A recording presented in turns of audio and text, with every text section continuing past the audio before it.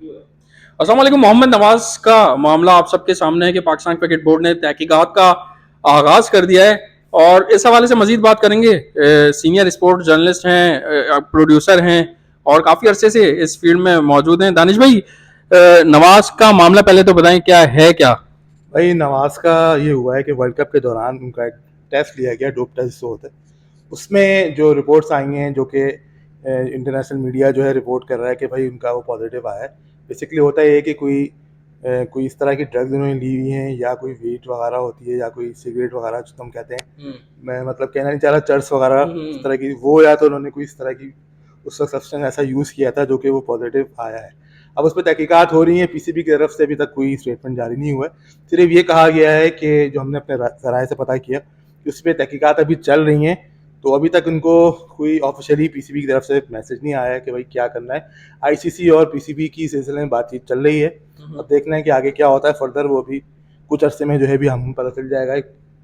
PCB की तरफ से पूरा एक इसका ऑफिशियल वर्जन आएगा तो कुछ अरसे में हमें पता चल जाएगा। और मैं थोड़ा सा ये बता दूं कि मोहम्मद नवाज ने इस रिपोर्ट को मानने से इनकार कर दिया है और उन्होंने कहा है कि मैंने दोबारा अपना टेस्ट करा लिया, जिसकी जो अपडेट है वो 30 अप्रैल को आएगी। अब ये मैं जानना चाहूंगा, क्योंकि जिस तरह मैंने कहा कि सीनियर है दानिश भाई, बहुत सारे इवेंट्स इन्होंने कवर किए नेशनल इंटरनेशनल, के डोप टेस्ट होता कैसे है? दानिश भाई, इसको थोड़ा सा बताइएगा, डोप टेस्ट होता कैसे है? T20 वर्ल्ड कप का मामला था, अभी रिपोर्ट आ रही है, मतलब इतना सारा गैप आ गया यार बीच में। बिल्कुल गैप आता है इसका। जो मैंने भी जो पढ़ा है, मैंने जो अपने ज़राए से चीज़ें पता की, होता ये है कि ये टेस्ट लिया जाता है, यूरिन के ज़रिए होता है, ब्लड के ज़रिए होता है, और ओरल जिस तरह से, और नाक पे जिस तरह से आपको पता चला होगा कि जिस तरह से उसका कोविड के दिनों में होता था, उस तरह से भी ज़बान के अंदर से वो तक के आपका जो सलावा होता है उसको उसके ज़रिए भी टेस्ट किया जाता है।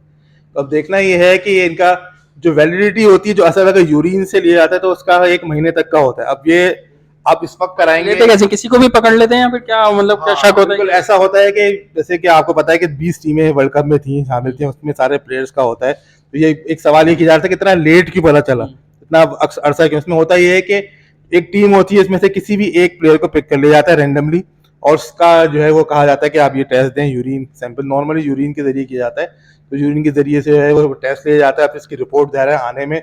इतने सारे प्लेयर्स होते हैं, इतने सारे लोग होते हैं। मैं पीएसएल में जानूं, किसका आप लेंगे अगर टेस्ट में आपसे कहूं तो? जो इस तरह से अगर देखूँ ना, जैसे पिशावर जलमी इस वक्त बहुत टॉप पे जा रही है, सारे मैचेस जीत रही है।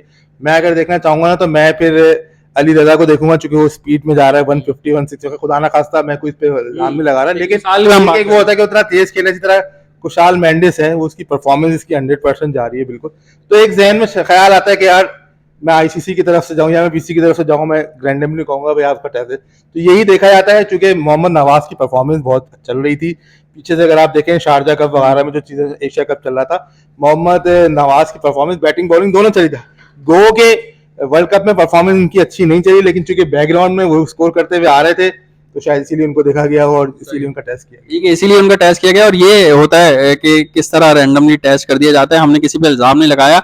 एक बात कही कि जो कैसी परफॉर्मेंस दे रहा होता है उसकी बिना पर उसका टेस्ट लिया जाता है। बहुत शुक्रिया।